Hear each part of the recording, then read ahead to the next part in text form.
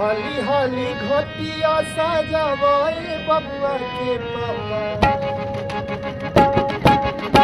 हाली हाली घोटिया सजावाए बबुआ के पापा। हाली हाली घोटिया सजावाए बबुआ के पापा। आए सेवक लोग ये मोरा घाटे दुबिया उपजी गईले पकड़ी बसेरा लेले पकड़ी बसेरा लेले ए हंसी हंसी बोले ले महादेव।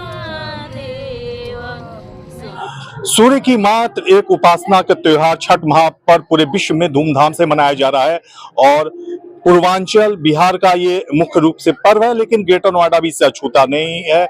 यहाँ पे भी कई जगहों पर छठ महापर्व का आयोजन किया जा रहा है। छठ व्रती जो है डूबते हुए सूर्य को आज शाम को अर्घ दिया है उन्होंने, कल उगते हुए सूर्य को अर्घ दिया जाएगा। इस वक्त हम हैं ग्रेटर नोएडा के एवीजे हाइट जीटा में, जहाँ पे सीमित जगह होते हुए भी मतलब इस पर्व का इतना महत्व है, सीमित जगह पे भी लोग जो है छठ महापर्व मना रहे हैं। छठ पे ये इसका आयोजन किया गया है। आप इसके पहले कुछ तस्वीरें भी देख रहे थे जिसमें छठ मैया के गीत गाए जा रहे थे। हमारे साथ अभी कुछ छठ व्रती भी हैं, उनसे भी हम बात करेंगे। और मैं आपको खास बात ये बता दूं, पूरी दुनिया जो है उगते हुए सूर्य को जो है सलाम करती है, पूजती है, लेकिन छठ व्रत ऐसा है, हमारा पूर्वांचल और बिहार समाज ऐसा है जहां डूबते हुए सूर्य को भी पूजा जाता है, उसका भी अर्घ दिया जाता है।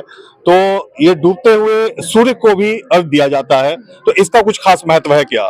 छठ पूजा में क्योंकि सुबह उगते हुए सूरज को सभी पूजते हैं। हमारे यहाँ डूबते सूरज को इसलिए पूजा जाता है कि कहावत है कि जिसका उदय हुआ है उसका अंत जरूर होगा। तो और हमारे में छठ के हिसाब से देखा जाता है कि जिसका अंत हुआ है उसका उदय जरूर होगा। जैसे सूरज भगवान है, जैसे अस्त होते हैं फिर उनका उदय होता है, हम अर्घ देते हैं सुबह के टाइम। तो जिसका अस्त हुआ है, जो अस्त हुआ है वो उदय भी होगा। जी, कुछ छठ मैया का जो गीत है वो बहुत, उसके बिना मतलब छठ अधूरा माना जाता है। तो जो अभी गीत आप भी गा रही थी तो उसका अर्थ क्या है, और एक लाइन फिर एक बार हमारे दर्शकों के व्यूअर्स के आगे आप गुनगुना दें।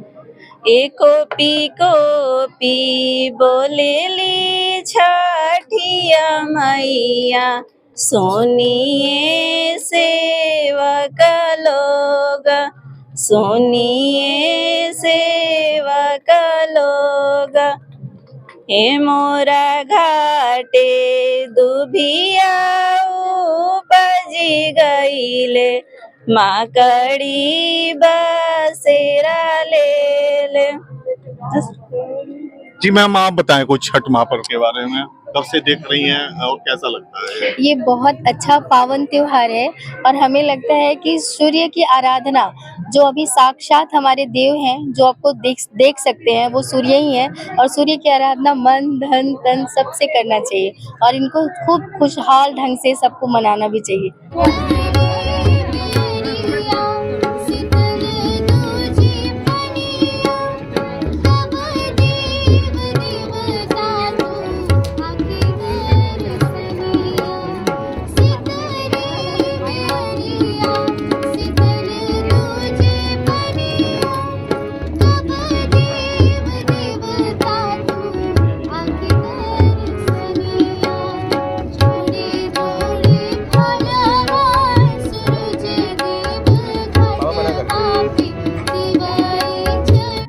हमारे साथ अभी गीता जी भी हैं, छठ व्रती आप हैं, और ये जलाशय में उतर के और सूर्य भगवान की जो पूजा करना, आराधना करना, और उसमें कई तरह की प्रक्रियाएं भी होती हैं, तो वो क्या क्या है, क्या महत्व है इसका? जैसे हम डूबते हुए सूरज की पूजा इसलिए करते हैं कि डूबते के साथ साथ जब हम उगते हुए सूरज, कोई चीज़ का अंत तो उसके बाद शुरुआत भी होता है, इसलिए डूबते हुए सूरज की पूजा होती है, क्योंकि आने वाले टाइम में जो शुरुआत होगा वो अच्छे होगा। ठीक है, तो इसलिए हम डूबते हुए और उगते हुए सूरज की पूजा करते हैं। और इसमें जी, इसमें जलाशय का खास महत्व है जी। कि जल होना चाहिए और उसमें उतर के और फिर पूजा किया जाता है। जी, जी, तो इसका क्या इसमें महत्व है? एक्चुअली जल में उतर के इसलिए पूजा की जाती है कि उसमें अर्घ लिया जाता है। तो गंगा का जो मतलब गंगा जी को हम लोग अर्घ में करते हैं। तो सूरज को जो हम जब अर्घ देते हैं तो हम जल में जाके अपने मतलब बदन को भिंगा के और उसमें नहा के अच्छे से शुद्ध होके फिर हम अर्घ लेते हैं। ये पूजा हम अपने बच्चों के लिए बच्चों की अच्छे खुशहाली के लिए हम करते हैं और अपने परिवार की खुश सुख शांति के लिए भी करते हैं इस पूजा को। प्रसाद भी इसमें कुछ बहुत यूनिक टाइप का होता है, तो उसके बारे में बताएं क्या क्या कंटेंट इसमें जैसे हम ठेकुआ बनाते हैं, ये हम प्रसाद में गुड़ का ठेकुआ बनाते हैं। गुड़ और आटे का ठेकुआ बनता है जो कि पूरे शुद्ध घी में बनता है और बाद में फिर हम ऐसे भी नॉर्मल भी ठेकुआ बनाते हैं और हर 6 तरीके का हम फल रखते हैं। सबका अपना अपना तरीका होता है। हमारे यहाँ पे 6 तरीका का फल रखा जाता है। हाँ, और पूजा की अलग अलग विधि होते हैं। सब अपने अपने विधि के अनुसार करते हैं। तो आप कितने साल से ये कर रही हैं और कितना इंतजार रहता है इस व्रत मेरे का? को 6-7 साल हो गया इसको करते हुए। ये मैंने अपने बेटे के लिए स्टार्ट किया था और उसी के लिए करती हूँ मैं ये व्रत। हमारे साथ कुछ और लोग हैं जो बिहार पूर्वांचल से नहीं है, अन्य प्रांतों से, उनसे बातचीत करते हैं। आंटी है पंजाब प्रांत से हैं। आंटी, आप क्या नाम है आपका? वर्षा महेंद्रू। तो ये छठ जो है ये आप कब से देखती चली आ रही हैं और कैसा लगता है, क्या माहौल रहता है? ये छठ तो हम है ना 7-8 साल से जब से यहाँ आए हैं विजय में, तब जी। हमारे नीचे पार्क में आयोजित होता था। जी, जी। हम तब से इसको सेलिब्रेट कर रहे हैं और आनंद मिलता है बहुत। हिंदुस्तान है, हिंदुस्तान में सब जगह मतलब इतनी हमारी कल्चर है, सबकी अलग अलग आस्था होती है इसमें फेस्टिवल में। और ये फेस्टिवल तो बहुत आस्था वाला होता है क्योंकि सूर्य देव से रिलेटेड होता है। जी जरूर, क्योंकि सूर्य भगवान है, वही हमारे पालक हैं। और निश्चित रूप से ये जो छठ व्रत है पूरे विश्व में छाया हुआ है, अमेरिका के चुनावों में भी छाया रहा। जो री इलेक्टेड जो प्रेसिडेंट हैं, जो इलेक्ट हुए हैं डोनाल्ड ट्रंप, उन्होंने भी छठ व्रतियों को बधाई दी है। मैडम आप बताएं, ये व्रत कब से देख रही हैं, कैसा लगता है, क्या माहौल रहता है और छठ गीत जब गाया जाता है तब कैसा लगता है? बहुत अच्छा लगता है। मैं तो पहली बार ही देख रही हूँ, पहली बार आई, उन्होंने बुलाया है और बहुत अच्छा लगा।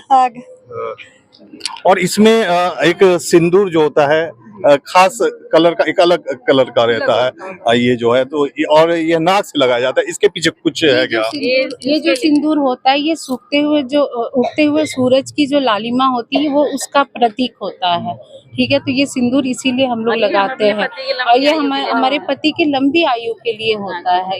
बताया ना जैसे आपको कि छठ हम अपने परिवार की सुख शांति के लिए करते हैं, तो ये सिंदूर हम लगाते हैं अपने पति की लंबी आयु के लिए। जितना लंबा सिंदूर लगाएंगे उतनी लंबी पति आयु होगी, ये कहा जाता है। तो इसको मानते हुए हम लगाते हैं इसको। तो निश्चित रूप से आप सुन रहे थे छठ व्रतियों को, और एक बार फिर सब लोग जोर से बोलेंगे छठ मैया की जय, छठ मैया की, छठ मैया की।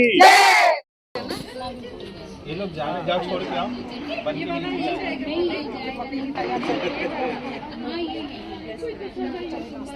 एक तो रहना तो कर ही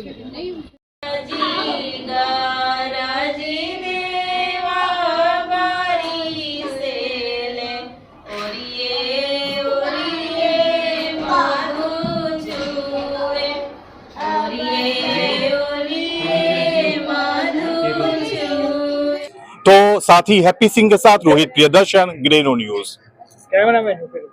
नहीं साथ